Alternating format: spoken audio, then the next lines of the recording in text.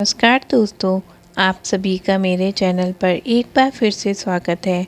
आज मैं आपके समक्ष प्रस्तुत करूंगी वरुथिनी एकादशी की व्रत कथा। धर्मराज युधिष्ठिर बोले, हे भगवान, मैं आपको नमस्कार करता हूँ। आपने चैत्र मास के शुक्ल पक्ष की एकादशी अर्थात कामदा एकादशी के बारे में विस्तार पूर्वक बताया था। अब आप कृपा करके बैसाख कृष्ण एकादशी का क्या नाम है और उसकी विधि व उसके महत्व के बारे में बताइए।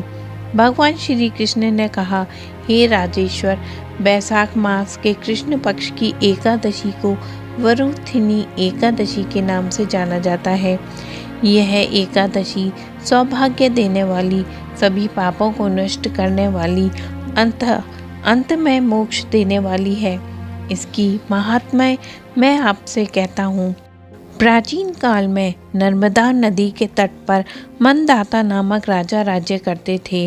वह अत्यंत दानशील व तपस्वी थे। एक दिन वह जंगल में तपस्या कर रहे थे।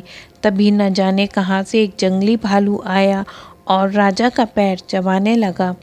राजा पूर्ववत अपनी तपस्या में लीन रहे और कुछ देर बाद वह भालू राजा को घसीटकर पास के जंगल में ले गया। राजा बहुत घबराया, मगर तपस्या धर्म अनुकूल उसके क्रोध और हिंसा न करने के भगवान विष्णु से उसने प्रार्थना की। करुण भाव से भगवान विष्णु जी को पुकारा। उसकी पुकार सुनकर भगवान श्री हरि विष्णु जी प्रकट हुए और उन्होंने चक्र से भालू को मार डाला।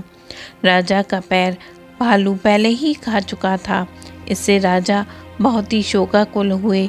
उन्हें देखकर भगवान विष्णु जी बोले, हे वत्स, शोक मत करो, तुम मथुरा जाओ और वरुथिनी एकादशी का व्रत रखकर मेरी वराह अवतार मूर्ति की पूजा करो। उसके प्रभाव से तुम्हें सुदृढ़ अंगों वाले हो जाओगे। इस भालू ने तुम्हें जो काटा है, यह तुम्हारे पूर्व जन्म का अपराध था। भगवान की आज्ञा मानकर राजा मंधाता ने मथुरा जाकर श्रद्धापूर्वक वरुथिनी एकादशी का व्रत किया। इसके प्रभाव से राजा शीघ्र ही पुनः सुंदर एवं संपूर्ण अंगों वाला हो गया। इसी एकादशी के प्रभाव से राजा मंधाता स्वर्ग गए थे। जो भी व्यक्ति भय से पीड़ित है, उसे वरुथिनी एकादशी का व्रत रखकर भगवान विष्णु जी का स्मरण अवश्य करना चाहिए। इस व्रत को करने से समस्त पापों का नाश होकर मोक्ष मिलता है। और इस तरह से यहाँ वरुथिनी एकादशी की व्रत कथा समाप्त होती है। आप सभी का दिन मंगलमय और शुभ हो।